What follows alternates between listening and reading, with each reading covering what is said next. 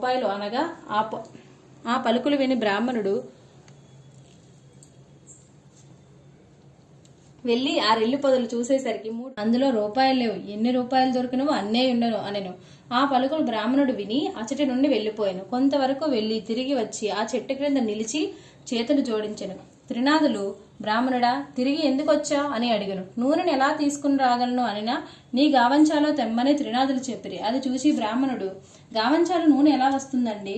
మీరు జగత్కర్తలు నా వద్ద కపటం ఉంచి చెప్పుచున్నారు అనగా, వారు మా నామము తలంచుకొని నూనె గావంచాలు తీసుకురా అని చెప్పగా సెలవు తీసుకుని అచ్చటి నుండి నడిచిపోయాను. ఆనందంతో బ్రాహ్మణుడు శ్రీపురం సంతలో ప్రవేశించినాడు. ఆవు నుండే సందకు వెళ్లి చూడగా తన ఆవు కనిపించలేదు.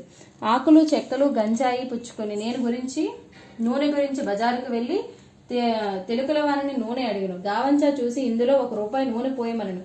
ఆ సంగతి తిలకలవాడు చూసి బ్రాహ్మణుడికి పిచ్చి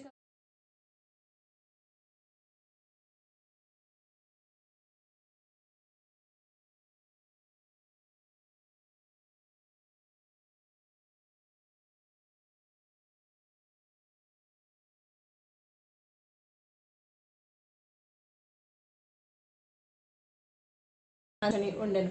డబ్బాలో నూనె కొంచెమైనను లేదు. అది చూసి తిలకలవాడు మూర్చబోయాను.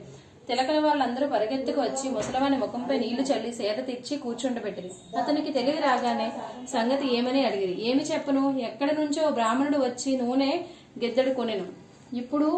ఇప్పుడే అటు వెళ్ళును. డబ్బాలో నూనె చూడగానే లేదని చెప్పగా అంతా వివరించెను. విప్రుడు ఒక ఆయన వచ్చి